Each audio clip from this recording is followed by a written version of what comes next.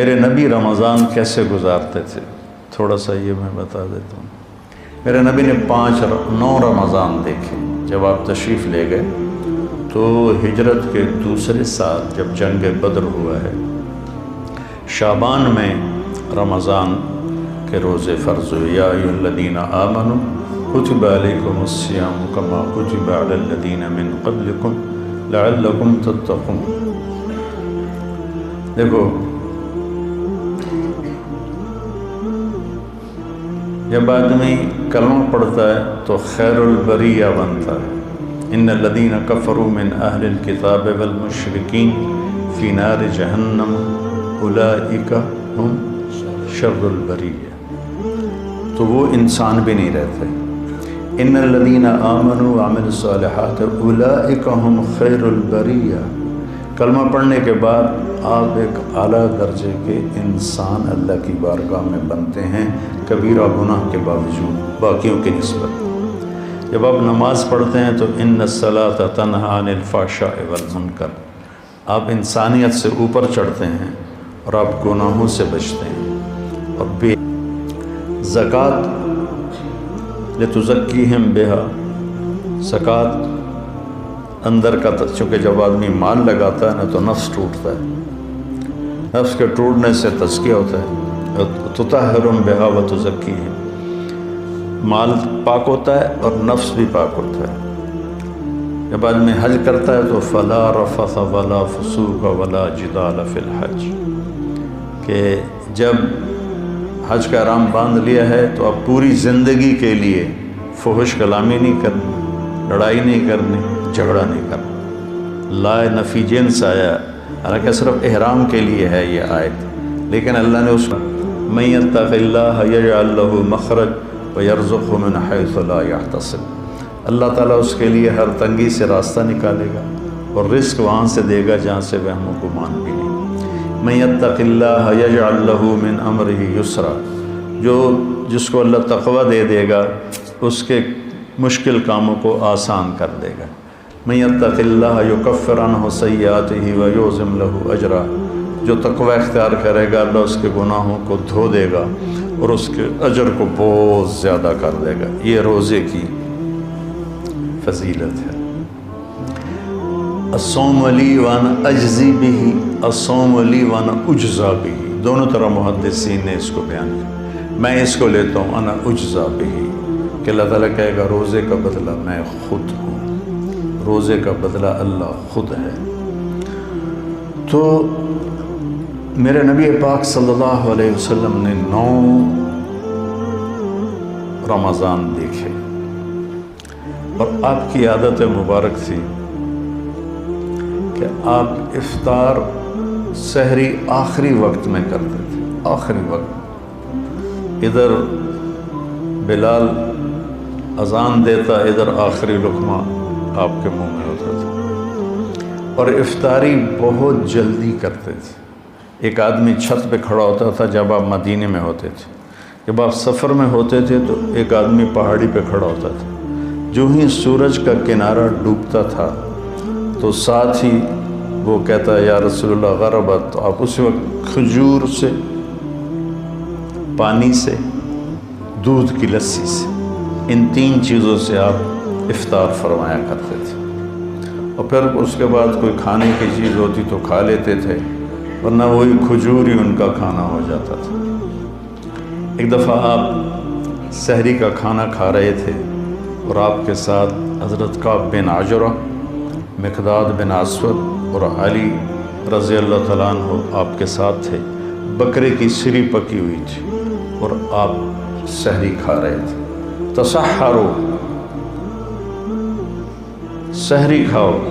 اللہ تعالیٰ نے پہلی امتوں کو سحری نہیں دی، کیا ہے کہ اس میں برکت ہے؟ فَإِنَّ فِي السُّحُورِ بَرَکَۃ، آپ نے سحری کو بابرکت قرار دیا، اور پہلی امتوں کو سحری نصیب نہیں تھی، ہمیں سحری کا اللہ تعالیٰ نے حکم دیا۔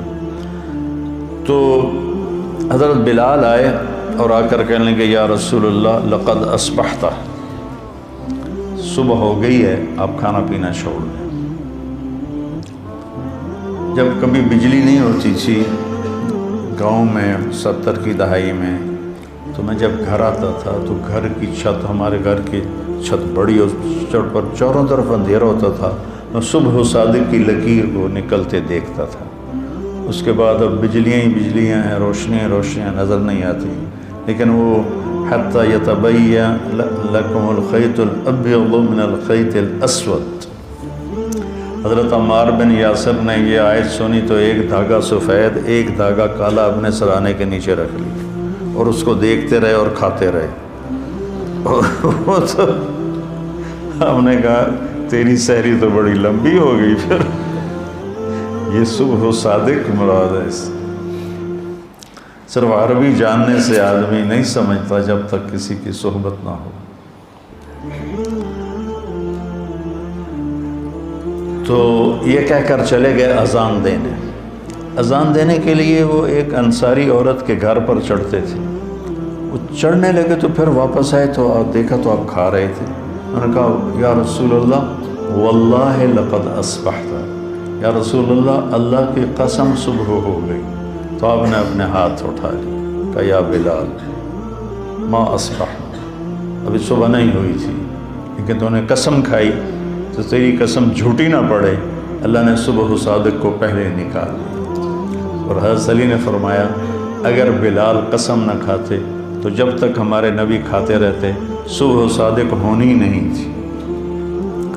تو سحری میں آپ مختلف چیزوں سے، جو کی روٹی مل گئی، کھجور مل گئی، افطاری میں بھی یہ تھا، اور ایک روزہ بھی سب کا قضا ہوا، چونکہ یوم غیم اندازے سے روزہ افطار کرنا ہے۔ بادل والے دن روزہ افطار کرو جب تمہیں اندازہ ہو جائے کہ سورج غروب ہو گیا۔ تو سارے مدینے پر گہرے بادل تھے، تو سب نے سمجھا کہ سورج غروب ہو گیا، تو سب نے افطار کر لیا، اللہ کے نبی نے بھی افطار کر لیا۔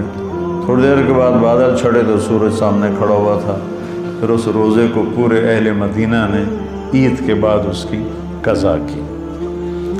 اور رمضان میں آپ کی جو بڑی عبادت تھی وہ قرآن تھا۔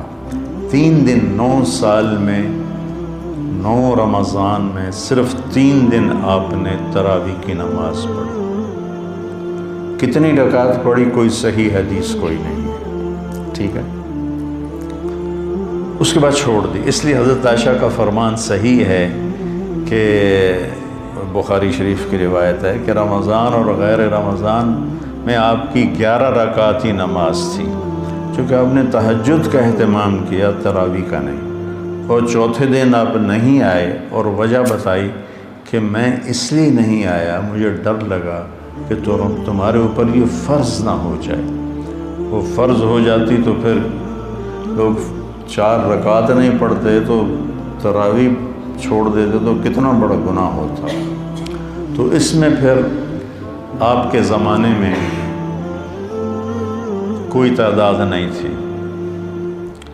اور حفاظ الگ الگ کھڑے ہوتے تھے، اور اس جیسے یہاں ہو رہا ہے اہتمام، جیسے اب آپ الگ الگ سنا رہے ہیں، وہاں الگ الگ مسجدوں میں سناتے تھے۔ پھر ابوبکر صدیق رضی اللہ عنہ کا زمانہ آیا تو اس میں بھی اسی طرح چلتا رہا معاملہ بغیر تعداد کے تعین کے۔ عمر رضی اللہ عنہ کا اوائل جو تھا، شروع کا خلافت کا زمانہ، اس میں اسی طرح چلتا رہا۔ ایک دن آپ مسجد میں داخل ہوئے تو آپ نے دیکھا الگ الگ نماز پڑھ رہے تھے لوگ، تو آپ نے کہا کہ میں ان کو ایک امام پہ کیوں نہ جمع کر دوں۔ تو ابی بن کعب پر آپ نے سب کو جمع کیا اور 20 تراویح فرمایا، صحیح روایت۔ اور یہ بھی صحیح روایت ہے کہ آپ نے ابن السائب، پہلے ان کا نام کیا یاد نہیں، ان کو 8 تراویح پڑھانے کا حکم دیا۔ تو اب اگر کوئی 8 پڑھتا ہے گنجائش ہے، لڑائی نہیں کرنی، 8 کا تو ثبوت ہی کوئی نہیں۔ اگر کوئی 20 پڑھتا ہے تو صحیح حدیث ہے، اسے لڑنا نہیں چاہیے کہ تو بدعت ہے، بدعت ہے۔ ایک تو ہمارے یہاں بھائیوں کو یہ بڑی جلدی پتہ چل جاتا ہے بدعت ہے، بدعت ہے۔ تو 20 بھی کی روایت بھی حضرت عمر سے ہے اور 8 کی روایت بھی حضرت عمر سے ہے۔ امت کا بڑا طبقہ 20 پر جمع ہوا، اور تواتر سے ایک عمل سینکڑوں سال سے لاکھوں کروڑوں امت کے افراد 20 پر پوری دنیا میں پڑھیں، اور چند لاکھ یا چند کروڑ 8 پڑھیں، اور وہ پھر اپنی رائے اس طرح مسلط کریں کہ 20 تراویح تو ہے ہی نہیں۔ شیخ عطیہ بن سالم رحمۃ اللہ علیہ مسجد نبوی میں درس دیتے تھے، اور سب سے بڑے تھے اس وقت محدث 90 کی دہائی میں۔ اس وقت میں جب حج پہ جاتا تھا تو حضرات کے ساتھ جانا ہوتا تھا، تو ہم 1 مہینہ مدینہ ٹھہرتے تھے، تو میں پورا مہینہ ان کے درس میں بیٹھتا تھا، اور بہت فائدہ ہوتا تھا درس میں۔ ان کی کتاب تھی صلاۃ التراویح، وہ میں نے ساری پڑھی کہ میں نے یہ کتاب اس لیے لکھی ہے کہ میں دیکھتا ہوں کہ 8 تراویح کے بعد بہت سے لوگ نماز چھوڑ کے پیچھے بیٹھ جاتے ہیں۔ اس پر یہ عنوان تھا، اور پھر آگے بات کی کہ یہ نفل ہے۔ کوئی 40 مدینے والے 40 پڑھتے تھے بعد کے، حضور کے بعد کے زمانہ میں، خلفاء راشدین کے بعد کے۔ مکے والے وہ 4 تراویح پڑھ کے 1 طواف کرتے، پھر 4 تراویح پڑھ کے 1 طواف کرتے۔ مدینے والوں نے کہا ہوں اسی طواف تک کر نہیں سکنے، ایسی کی کری، انہوں نے کہا ایسی 20 دیاں 40۔ خان صاحب 2 رکعت نماز نفل، اللہ اکبر۔ یہ کوئی پنجابی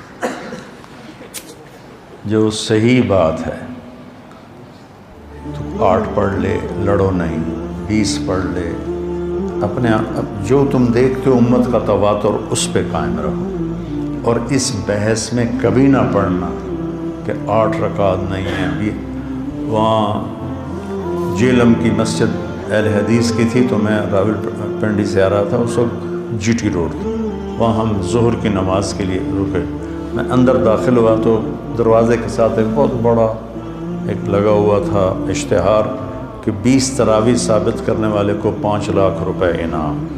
تو ایسی احمقانہ حرکتیں کرنے کے لیے زندگی نہیں ہے، تھوڑی سی ہے، اسے صحیح کام میں لگانا ہے۔ تو آپ کی عبادت 11 رکعت ہی رہی 9 سال، پورے 9 سال آپ کی عبادت 11 رکعت رہی۔ اور قرآن کا آپ دور فرماتے تھے جبریل کے ساتھ۔ رمضان میں جبریل آتے تھے، اب ایک قرآن غالباً جبریل سناتے ہوں گے، ایک قرآن اللہ کے نبی سناتے ہوں گے۔ جس سال آپ دنیا سے تشریف لے گئے اس رمضان میں آپ نے 2 قرآن سنا ہے، 2 دفعہ قرآن کا دور کیا۔ اور پھر لیلۃ القدر کے تلاش میں آپ نے 1 دفعہ پورا مہینہ اعتکاف کیا، پورا مہینہ۔ پھر اس کے بعد فرمایا کہ اس کو آخری 5 راتوں میں تلاش کرو، 21، 25، 21، 23، 25، 27، 29، اس میں اس کو تلاش کرو۔ اور آخری اشرا پہ اعتکاف بیٹھتے تھے، آپ کی مستقل سنت۔ 1 دفعہ آپ کا اعتکاف، آپ نے اعتکاف کسی وجہ سے نہیں کیا، وہ ایسا ہوا کہ حضرت عائشہ آپ کے اعتکاف میں بستر لے کر آ گئی، ان کو دیکھ کر حضرت زینب بھی بستر لے کر آ گئی۔ تو آپ نے دیکھا یہ سوکنیں تو آپس میں ہی لڑیں گی مسجد میں، تو آپ نے اعتکاف اٹھا دیا اور ختم کر دیا۔ اور پھر شوال میں آپ نے 10 دن اعتکاف کے گزارے۔ 1 دن کا اعتکاف 3 خندق جہنم سے دوری ہوتی، اور 1 خندق کا فاصلہ زمین آسمان کی مسافت کے برابر ہوتا ہے۔ تو اعتکاف آپ کی مستقل سنت تھی، اور اس میں آپ کی سخاوت بڑھ جاتی تھی۔ رمضان کا مہینہ سخاوت کا بھی ہے، آپ اجود الناس تھے۔ ان اللہ الاجود الاجود وانا اجودکم من بعدہ، اللہ سب سے بڑا سخی ہے، اس کے بعد سب سے بڑا سخی میں ہوں۔ تو اس میں کھانا کھلانا ماشاءاللہ، جب صحت اچھی تھی تو بہت رمضان اللہ کے فضل سے گزرے حرمین میں، تو وہ عرب مشائخ، عربوں کی فطرت میں سخاوت، اجمیوں کی فطرت میں کنجوسی ہے، ہمیں سخاوت سیکھنی پڑتی ہے، عرب میں سخاوت فطری ہوتی ہے۔ حاتم طائی سے کسی نے پوچھا اپنے سے بڑا سخی دیکھا؟ کہنے لگا ہاں، سخی جنت کے قریب ہے، سخی لوگوں کے قریب ہے اور جہنم سے دور ہے، اور بخیل اللہ سے دور ہے، لوگوں سے دور ہے، جنت سے دور ہے اور جہنم کے قریب ہے۔ تو اس میں صرف زکوٰۃ نہیں، زکوٰۃ کے اوپر بھی خرچ کرنا چاہیے۔ آپ بھی ایک دوسرے پہ چھوٹی موٹی، کسی کو کھجور کھلا دو، کسی کو کوئی شربت پلا دو، کسی کو کچھ کھلا دو، تاکہ آپ سخیوں میں آ جائیں۔ تو آپ کی رمضان میں ایک آپ کا روزہ، ایک آپ کی تلاوت مستقل، اور ایک آپ اعتکاف بیٹھتے تھے مستقل۔ جس سال آپ نے اعتکاف اٹھایا اس سال آپ نے اس کی قضا کی۔ پھر آپ کے رمضان میں جنگ بدر بھی ہے، آپ بدر کے لیے نکلے، 12 رمضان کو نکلے اور 17 کو یہ معرکہ ہوا اور آپ کامیابی کے ساتھ سرخرو ہو کر واپس لوٹے، اور اسی میں فتح مکہ ہوا۔ 8 رمضان کو آپ نکلے، 8 رمضان کو۔ تو عصفان پہنچ کر آپ نے سب کو دکھا کے پانی منگوایا اور اپنا روزہ توڑ دیا۔ پیچھے سے روزے رکھ رہے تھے، روزہ توڑ دیا۔ تو صحابہ نے بھی روزہ توڑ دیا۔ کچھ جو زیادہ ہمت والے تھے انہوں نے کہا نہیں ہم نبھائیں گے، انہوں نے نہیں توڑا۔ تو سفر اور شدت گرمی کی، تو وہ تو نڈھال ہو گئے، اور ان سے نہ خیمے گاڑے گئے، نہ اونٹوں کو چارہ ڈالا گیا، نہ گھوڑوں کی خدمت کی گئی۔ سارا کام کیا جنہوں نے روزہ افطار کر دیا تھا۔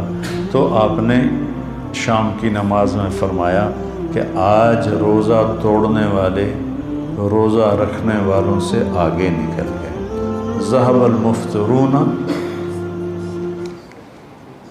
بالاجور، ایسے کر کے روایت، آج افطار کرنے والوں کا اجر بڑھ گیا۔